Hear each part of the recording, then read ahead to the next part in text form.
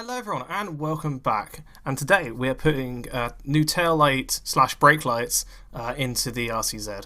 Now for this video I've got a set of regular 21x5 bulbs, and also I've got a set of LED red ones because I just want to try and see if they work.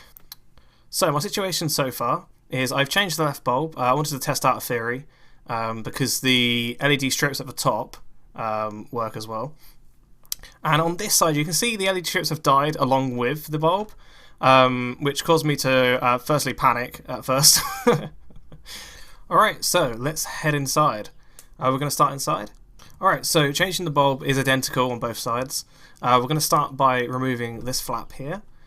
And then once inside, on the back you'll see this cable you've got to remove. This is for all the lights and everything. It's just one big removal.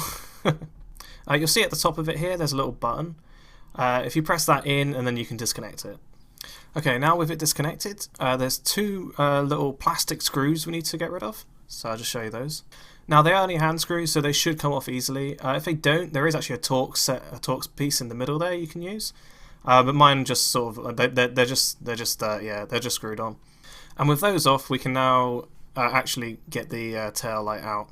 Okay, so the tail light is actually still attached at the top. So what you're going to do is you want to pull it from the bottom and lever it out with your hand, sort of like I'm doing here. So with it up and with the top unpopped, you're going to flip it over, and you'll see on the back it is actually the only bulb that can be replaced.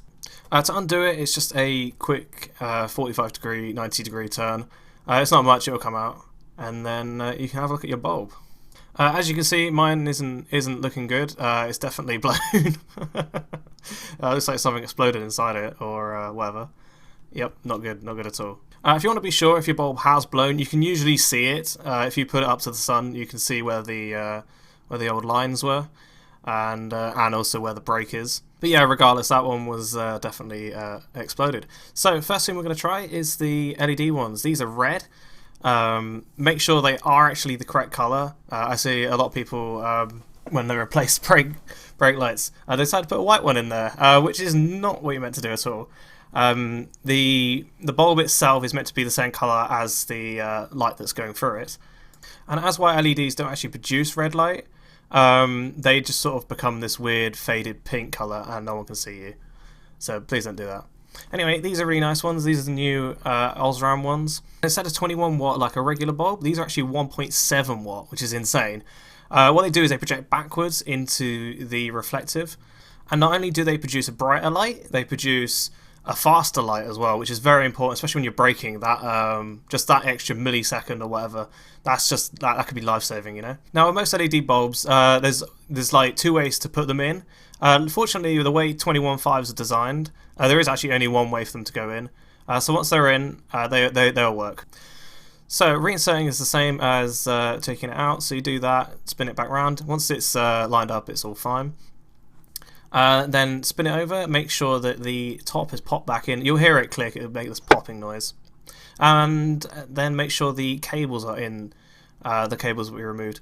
Don't do anything else. We want to test that they actually work first. So you can see here that the bulb actually does work. However, the top LED strip is still dead. This again had me panicking a little bit. However, I've come up with a theory for it. So what I think happening is the car itself, when you do put an LED in this car, it does come up with a fault log in the warning log. However, it doesn't actually affect the bulb at all. The bulb still works. And I think what's happening is it just thinks that the bulb's blown and it's just decided to turn the LED strip off. Now this is a shame. I'm now just going to use the regular bulb. I could put a resistor in or try and mess about with the wiring, but I'm really not that bothered by it. It would have been a nice upgrade, but it's something that I can put in another car, so that's fine. And with that bulb in, it's the same process as the regular bulb, and you'll see here that the LED strip now does actually turn on. So there you go, that's the problem solved. If one of those is blown, there you go. Alright, so don't forget to put the plastic tabs in. I forgot to record that bit. And then, yeah, put the flap back on. It is good fun doing that with one hand. That's you can trust me on that. And that's it. Once that's back on, make sure your brake lights work, obviously. If you want to reverse up to a window or something, you could see them, or get a friend to help you out. Just to end the video, I want to show you my other bulb. This is the one I did before the video.